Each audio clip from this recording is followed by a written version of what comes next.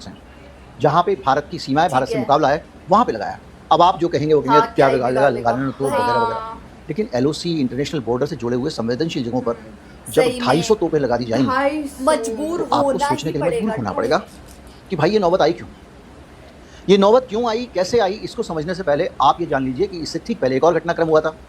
Hey guys, तो मतलब आज जिस वीडियो के साथ आए हैं ना, ये लिटरली इंडिया के लिए बहुत ही ज़्यादा मतलब स्ट्रेसफुल न्यूज़ है, क्योंकि हम लोगों को पता है कि पाकिस्तान है, उसने सऊदी अरेबिया के साथ तो एक एग्रीमेंट बनाया था, लेकिन अब उसने मक्का के साथ भी वो एग्रीमेंट बन गया है, टर्की के साथ एग्रीमेंट बन गया है, जिसमें ये है कि अगर आप एक देश पे हमला करोगे तो मतलब आपने दूसरे देश पे भी हमला कर दिया।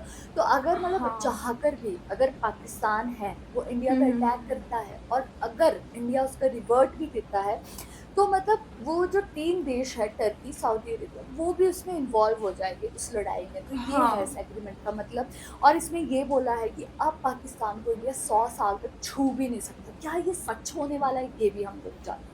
यार वही तो क्यूरियोसिटी इतनी ज़्यादा बढ़ रही है कि मतलब जो पाकिस्तान है वो हमें पता है कि कंपैरेटिवली इंडिया से बहुत ज़्यादा पावरफुल हो रहा है, और मतलब पावरफुल ऐसा हो रहा है कि मतलब डे बाय डे वो अपने रिलेशंस इतने बढ़िया बना रहा है बाकी देशों के साथ कि अब वो लोग भी उसे सपोर्ट कर रहे हैं। अब सऊदी अरेबिया के साथ जो हमने एग्रीमेंट देखा था सऊदी अरेबिया और टर्की के साथ, तो वो भी मतलब एक वो है, म्यूचुअल अंडरस्टैंडिंग है, म्यूचुअल कोऑपरेशन है एक दूसरे के साथ। जैसे उन्होंने बोला कि एक हमला करेगा कोई तो हम तीनों ही मतलब उस पर चढ़ेंगे। तो ये चीज़ मुझे ना काफ़ी ज़्यादा मतलब ये लगी कि वो नेटो वाली चीज़ हो रही है। तो अब देखते हैं कि इस वीडियो में क्या होने वाला है और जो इंडियन मीडिया है उसका क्या रिएक्शन है।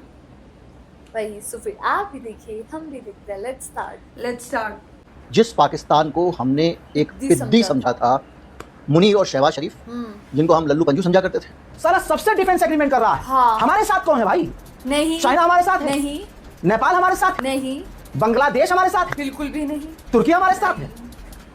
उस पाकिस्तान ने अपने भारत के खिलाफ एक बहुत बड़ी ताकत खड़ी करने का काम शुरू कर दिया। बहुत स्ट्रेसफुल है। दूसरी सेफ्टी उसने ली तगड़ी वाली कि भाई मेरे लिए सऊदी अरब खड़ा होगा और मेरे लिए टर्की खड़ा होगा, यानी भारत। मुनीर और शहबाज शरीफ, जिनको हम लल्लू पंजू समझा करते थे, उन्होंने बेहतरीन भूमिका निभाई।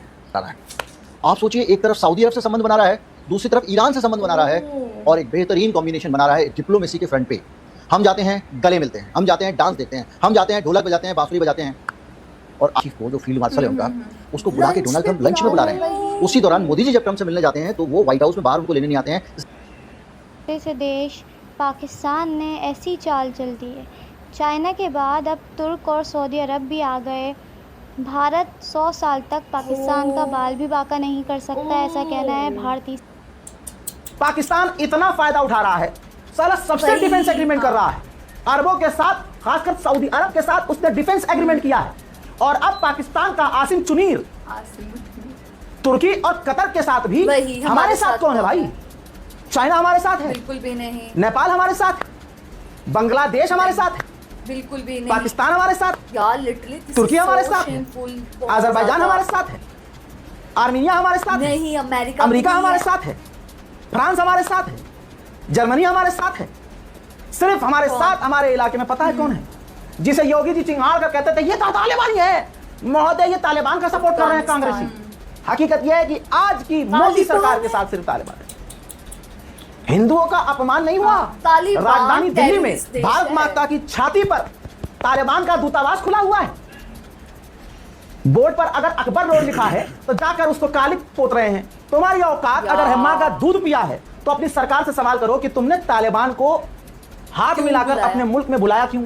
तालिबान की सरकार को मदद दे क्यों रहे हो? तालिबान हमारी भारत माता की छाती पे राजधानी दिल्ली में कैसे बैठा है, ये नहीं बोल पाओगे तुम हजरात। जब किसी देश की सरकार चुनाव से दूर कुछ देखना ही ना चाहे, सारा ध्यान अपने और अपनी पार्टी की तरक्की पे हो, तो दूर का दिखना तो बहुत बड़ी बात है। और इस दूरदर्शिता की कमी भारत के लिए लगातार खतरनाक बनती जा रही है, और ये खतरनाक बनती जो स्थिति है, ये कब घातक हो जाएगी इसकी कल्पना भी नहीं की जा सकती। जिस पाकिस्तान को हमने एक पिद्दी समझा था, और वो पिद्दी था, उस पाकिस्तान ने अपने लोगों के लिए रोटियों का इंतजाम करने के बजाय भारत के खिलाफ एक बहुत बड़ी ताकत खड़ी करने का काम शुरू कर दिया। पूरे लोग और ये इसलिए हो रहा है क्योंकि हमारी लीडरशिप ने एक अनावश्यक काम किया, एक ऐसी गलती की जिसका कोई मतलब नहीं था और उससे कुछ हासिल भी नहीं हुआ है। आज हम बात करेंगे कि किस तरह से भारत के खिलाफ पाकिस्तान ने सही एक में। बड़ा जमावड़ा बनाना शुरू कर दिया है। मैं बात नहीं करूंगा कि जो 3 देशों का समझौता हुआ है, टर्की और सऊदी अरब वाला, उस पर बाद में आएंगे। उससे भी ज़्यादा कुछ बड़ी और महत्वपूर्ण चीज़ें हो रही हैं जो सीधे भारत के लिए खतरनाक है। अच्छा। आज हम इस पर बात करेंगे। हमारे एकदम बॉर्डर पे पाकिस्तान ने SH-15 लगा दिया। ये SH-15 क्या है, ये जानना शायद, बहुत ज़रूरी है, जिससे हम उधर से समझेंगे मिला है, हाउसर आगे से। जाके कि ये SH-15 सिर्फ एक कदम नहीं है, एक घटना नहीं है, बल्कि ओके। घटनाक्रमों का एक पड़ाव है।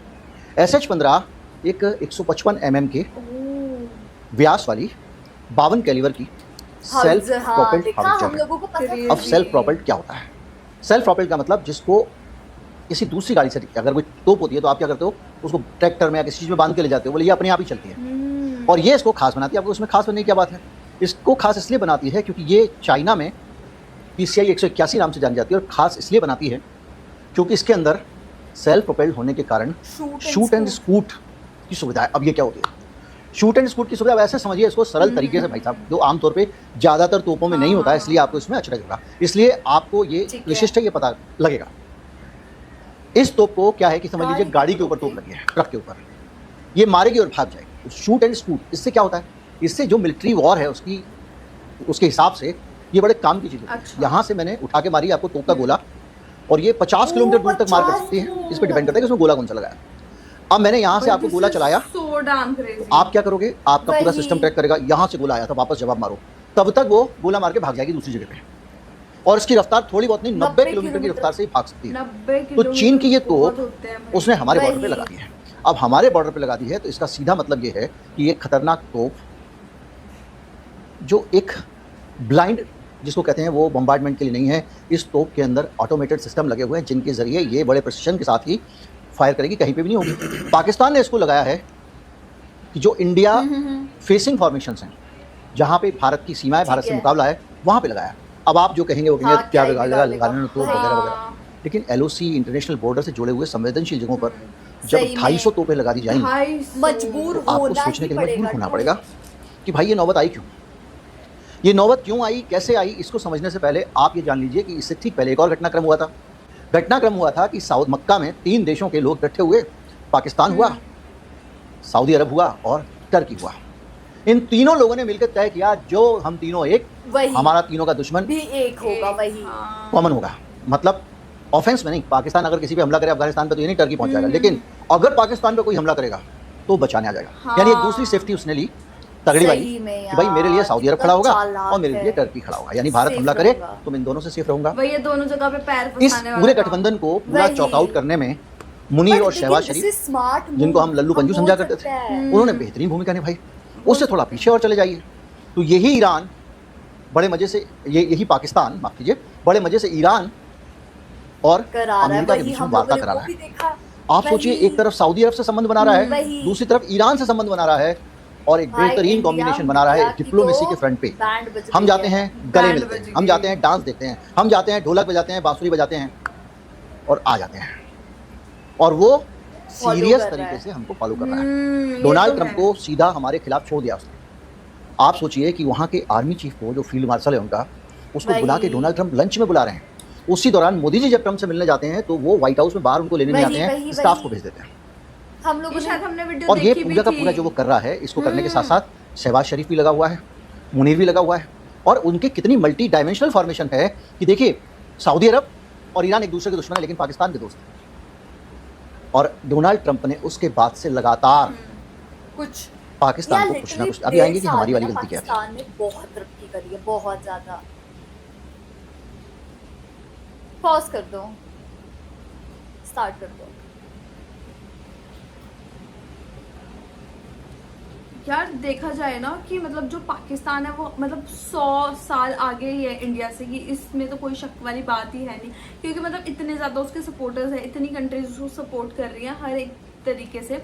और मतलब मेन चीज़ मुझे ये मतलब बढ़िया भी लगी कहीं ना कहीं कि जो पाकिस्तानीज हैं वो लाइक ऐसा है कि उनको ना मतलब जो इंडियंस है ना वो जितना मर्जी अभी ट्राई कर ले, क्योंकि हम पाकिस्तानीज को पहले ये समझते थे कि वो लोग बहुत मतलब माइनॉरिटी है और वो लोग कुछ नहीं कर सकते, वो लोग मतलब हम बहुत चीज़ें सोचते थे।